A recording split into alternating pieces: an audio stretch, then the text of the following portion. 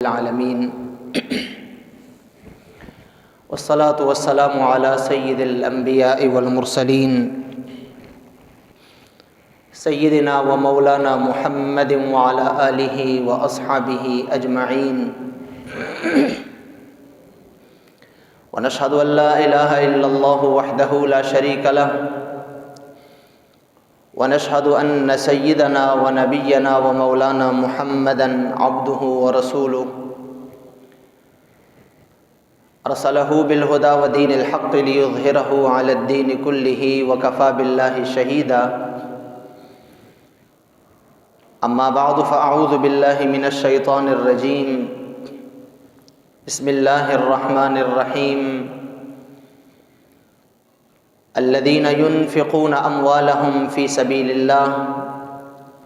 ثم لا يتبعون ما أنفقوا منا ولا أذى لهم أجرهم عند ربهم ولا خوف عليهم ولا هم يحزنون قول معروف ومغفرة خير من صدقة يتبعها أذى والله غني حليم صدق اللہ مولانا العظیم ان اللہ وملائکتہ یصلون علی النبی یا ایہا الذین آمنوا صلوا علیہ وسلموا تسلیما اللہم صل وسلم وبارک علی سیدنا ومولانا محمد طب القلوب ودوائها وعافیت الابدان وشفائها وقوت الارواح وغذائها وعلى آلہ وصحبہ اجمعین صلاة وسلاما دائما عليك يا سيدنا يا رسول الله وعلى آلك وأصحابك يا سيدنا يا حبيب الله۔ اللہ تعالیٰ کی حمد و ثنا حبیب مکرم شفیع معظم تاجدار دو جہاں حامی بے کساں صلی اللہ علیہ وسلم کی بارگاہ میں درود و سلام کے بعد سامعین و حضرات، پچھلے جمعے اللہ کی راہ میں مال خرچ کرنے کے متعلق اور مالی عبادات کے متعلق چند گزارشات آپ کے سامنے عرض کی تھیں۔ اسی سلسلے کو آگے بڑھاتے ہوئے آج بھی اللہ کی راہ میں مال دینے کے لیے جو طریقہ ہے اور اس طریقے کے مطابق جس قسم کی کیفیت مسلمان کی ہونی چاہیے اس کا بیان ہوگا۔ سب سے پہلی بات تو یہ ہے کہ جتنے بھی نفلی صدقات ہیں، نفلی عبادات ہیں، ان میں ایک انسان کو اختیار دیا گیا ہے کہ وہ جتنا اس کی مرضی جتنا چاہے وہ اللہ کی راہ میں مستحقین میں تقسیم کریں۔ نفلی صدقات میں اصل چیز وہ اخلاص اور ایک مسلمان کی نیت ہے۔ جو صدقات فرض ہیں، زکوٰۃ ہے یا فطرانہ ہے یا کفارات ہیں، ان کی مقدار میں ایک بندے کو اختیار نہیں دیا گیا، بلکہ وہ مقدار شریعت کی طرف سے مقرر اور فکس کر دی گئی ہے۔ لیکن جو نفلی صدقات ہیں ان میں ایک بندے کو مکمل اختیار دے دیا گیا ہے کہ وہ جس طرح چاہے اور جتنا چاہے اللہ کی راہ میں مال خرچ کرے۔ اس میں ایک پہلو یہ بھی ہے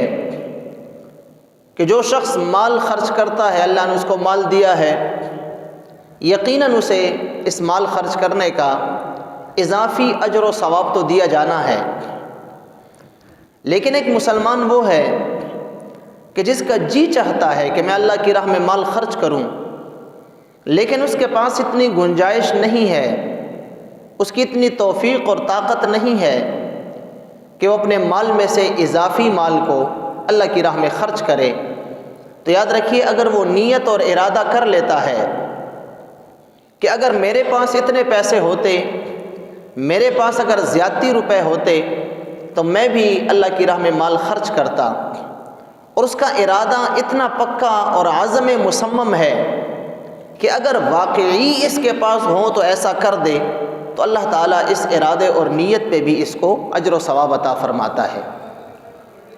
اسی لیے یاد رکھیے سرکار دو عالم صلی اللہ علیہ وسلم کی روایات اور آپ صلی اللہ علیہ وسلم کی جتنی بھی احادیث ہے، سنت طیبہ ہے، ان میں یہ چیز بھی ہمیں ملتی ہے۔ اور اس کے ساتھ ساتھ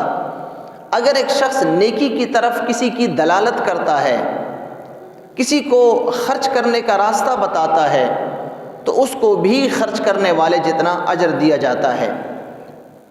ایک شخص ہے، وہ خود تو اس کی توفیق نہیں ہے، اس کی خود اتنی استطاعت نہیں ہے کہ وہ اللہ کی راہ میں اضافی مال خرچ کرے، لیکن ایک دوسرا شخص کہ جو اللہ کی راہ میں مال خرچ کر سکتا ہے اور کرتا بھی ہے، یہ اس کو کوئی ایسا مستحق بتا دے، اس کو مال خرچ کرنے کے لیے کوئی راستہ بتا دے، کوئی ایسا بندہ اس کو بتا دے جس کو مال خرچ کیا جائے جس پہ، اور جس کو مال دیا جائے تو اس کا کام بن جائے، تو جس نے اس کو یہ راستہ بتایا ہے اس کو بھی مال خرچ کرنے والے جتنا مکمل اجر دیا جاتا ہے۔ جیسا کہ احادیث طیبہ میں آتا ہے، سیرت میں غزوہ تبوک کے موقع پر جب حضور اکرم صلی اللہ علیہ وسلم نے صحابہ کرام کو ترغیب دی مال خرچ کرنے کی، اللہ کی راہ میں جہاد کے لیے، ایک صحابی آئے عرض کرنے لگے یا رسول اللہ میں جہاد پہ تو جانا چاہتا ہوں، آپ کے ساتھ آپ کی معیت میں اللہ کے لیے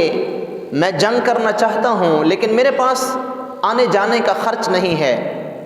راستے میں میرے پاس استعمال کرنے کے لیے زاد راہ نہیں ہے، میری اور کوئی توفیق نہیں ہے، میں بالکل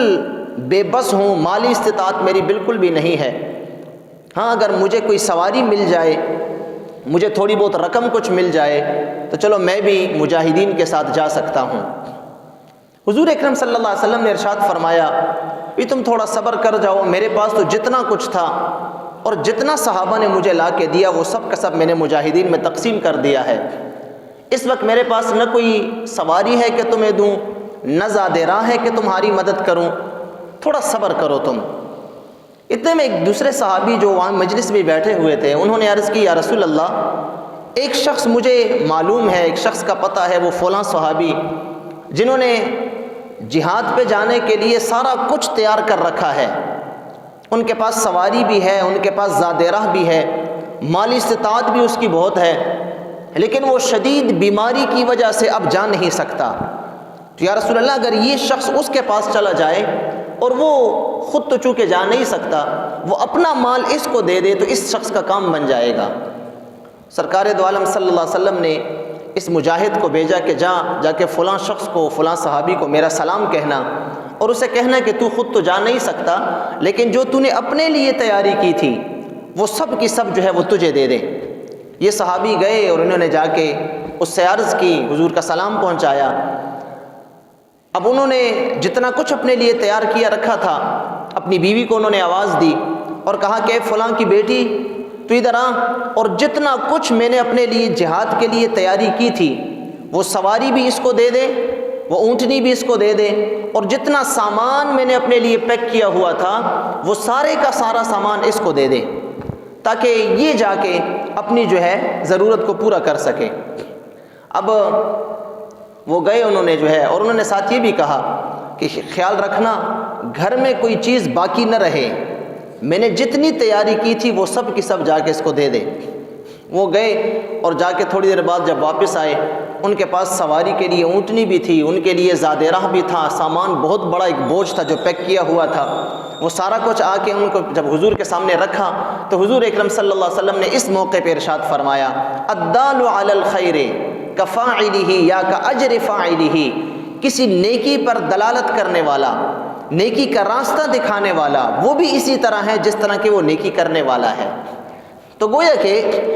آپ کی سیرت طیبہ سے ہمیں یہ بھی پتہ چلا اگر ایک شخص خود مال خرچ نہیں کر سکتا، اس کے پاس مال ہی نہیں ہے کہ وہ خرچ کرے، بے بس ہے، لیکن وہ کسی مالدار شخص کو مال خرچ کرنے کا کوئی راستہ بتا دیتا ہے، کسی غریب مسکین کو اس کے نظر میں لال تھا کہ یار بھائی یہ شخص ہے، اس کے ساتھ ہم نے مالی امداد کرنی ہے، اب وہ مالدار آدمی جب اس غریب مستحق فرد کے ساتھ جب وہ مالی تعاون کرے گا، اس کی ضرورت کو پورا کرے گا، تو جو اس کو راستہ دکھانے والا ہے اس کو بھی پورا پورا اجر دے دیا جائے گا۔ یہی وجہ ہے کہ ہمیں شریعت میں یہ حکم دیا گیا ہے انسان اپنا مال خرچ کرے، اللہ نے اس کو دیا ہے، لیکن اگر اس کے پاس مال نہیں ہے کہ یہ خرچ کرے تو یہ اگلے کو خرچ کرنے کا راستہ بتا دے۔ تم نے کہاں مال خرچ کرنا ہے؟ بھئی معاشرے میں فلاں شخص مستحق ہے، یہ تمہاری امداد کا مستحق ہے۔ اس لیے وہ لوگ کہ جو اس قسم کی فلاحی ادارے جنہوں نے قائم کیے ہوئے ہیں، ہمارے معاشرے میں فلاحی ادارے بہت سارے ہیں جن میں پوری ایک ٹیم جو ہے وہ صاحب ثروت لوگوں سے، مالدار لوگوں سے مال لیتی ہے اور پھر غرباء میں، مساکین میں، مستحقین میں وہ خرچ کرتی ہے۔ کتنی ہی ایسی فلاحی تنظیمیں ہیں، NGOs ہیں، تو اگر وہ اخلاص کے ساتھ کام کریں، وہ لوگ اگر اخلاص کے ساتھ اللہ کی رضا کے لیے اپنا یہ کام کریں تو ان کو بھی پورا پورا اجر دیا جائے گا اس شخص کی طرح کہ جو اپنا مال خرچ کرتا ہے۔ یہ شریعت مطہرہ نے ان لوگوں کے لیے ثواب حاصل کرنے کا ایک ذریعہ بتایا ہے کہ جو لوگ جن کے پاس مال نہیں ہے کہ وہ خرچ کریں۔ یہی وجہ ہے کہ بخاری و مسلم کی حدیث ہے، صحابہ کرام آئے جو بہت زیادہ مفلس تھے، نادار تھے، عرض کرنے لگے یا رسول اللہ، وہ جو اہل الدثور ہیں، جو ہمارے مالدار صحابی بھائی ہیں، وہ تو ہم سے نمبر لے گئے، وہ تو ہم سے اجر میں زیادہ ہو گئے، کیوں؟ ہم بھی نمازیں پڑھتے ہیں، نوافل پڑھتے ہیں، وہ بھی نمازیں پڑھتے ہیں اور نوافل پڑھتے ہیں، یعنی جو بدنی عبادات ہم کر سکتے ہیں، جو ہم روزے رکھتے ہیں وہ بھی رکھتے ہیں، بدنی عبادتوں میں وہ ہمارے ساتھ تو برابر ہیں، لیکن اللہ نے ان کو مال دیا ہے، وہ مال اللہ کی راہ میں خرچ کرتے ہیں، ان کو اضافی اجر اب دیا جائے گا، تو وہ تو ثواب میں ہم سے زیادہ ہو گئے، ہمارے پاس تو مال نہیں ہے کہ ہم اللہ کی راہ میں خرچ کریں، تو ہمیں کیا کرنا ہے تاکہ ہم بھی اجر میں ان کے ساتھ برابر ہوں؟ تو سرکار دو عالم صلی اللہ علیہ وسلم نے اسی موقع پہ فرمایا تھا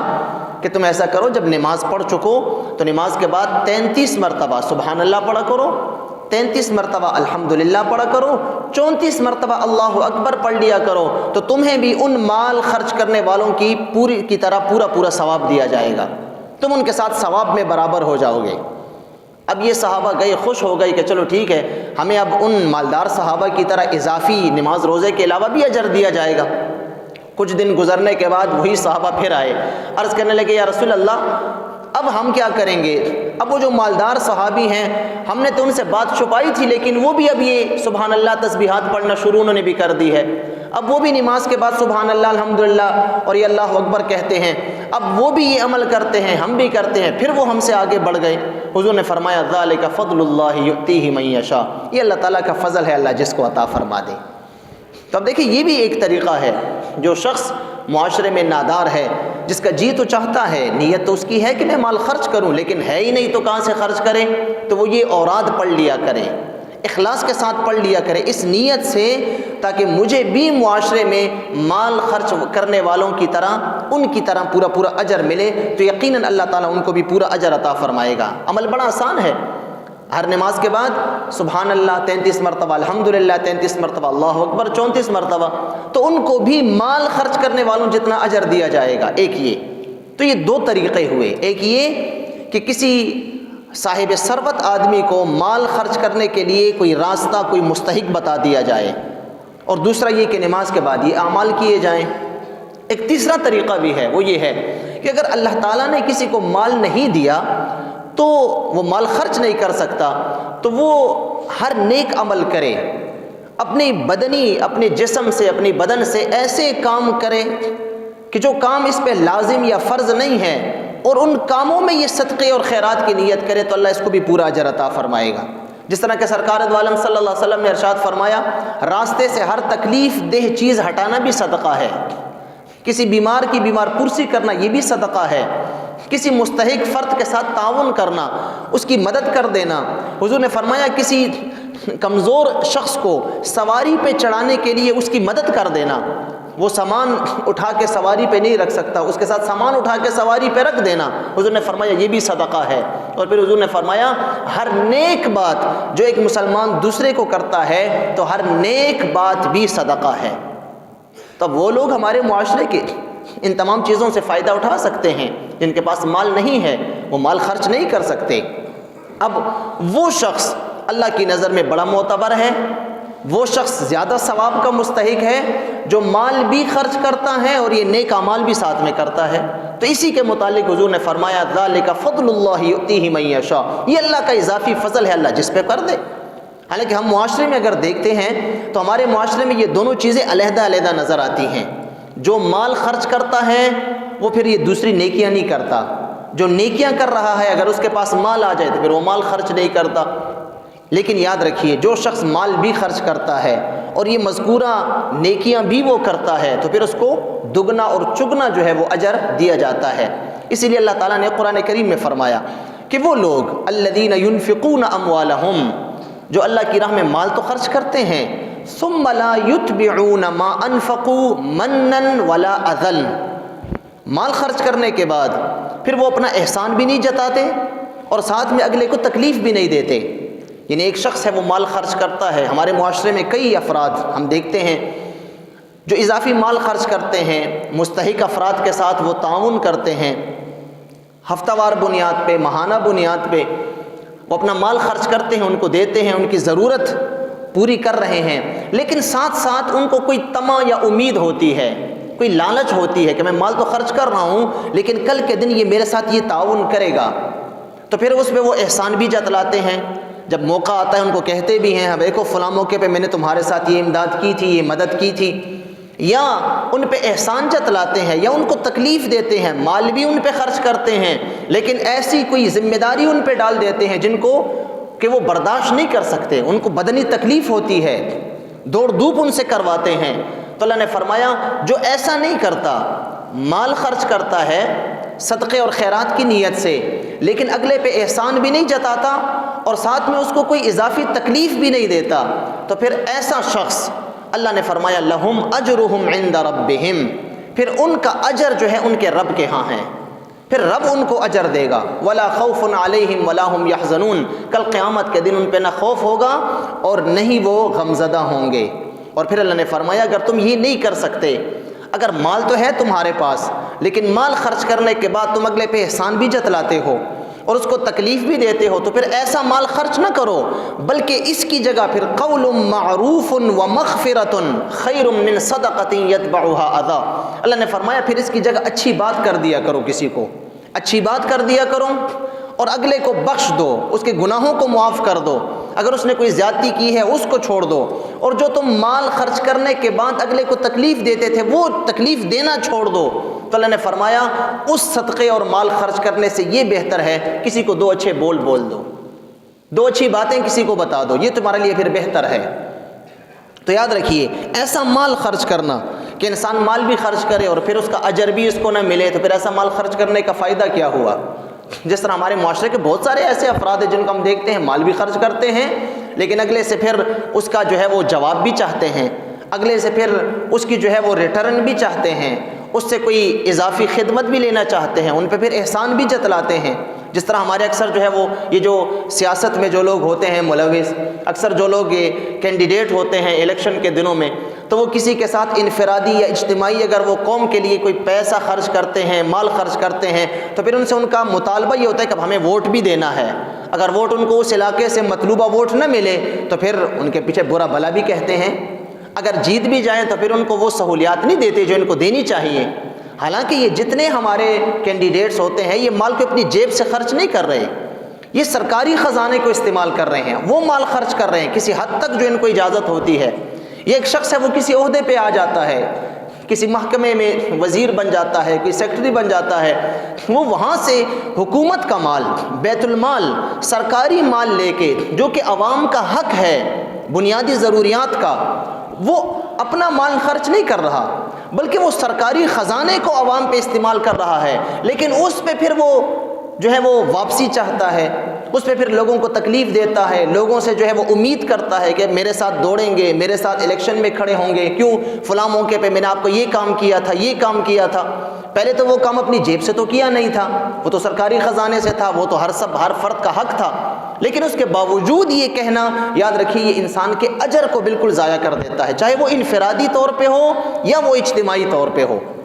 تو ایسا صدقہ، ایسی خیرات کہ جس کے پیچھے پھر احسان جتلانا ہو، جس کے بعد پھر اگلے کو تکلیف دینا ہو، اللہ تعالیٰ فرماتا ہے خیر من صدقۃ یتبعها اذی، ایسا صدقہ نہ کرنا ہی بہتر ہے۔ اس کی بجائے کسی کو اچھی بات بتا دو، کسی کے ساتھ جو ہے وہ اچھے بول لو، کسی کو نیکی کا راستہ بتا دو، راستے سے تکلیف دہ چیز ہٹا دو، تو یہ بھی تمہارے لیے صدقہ ہے۔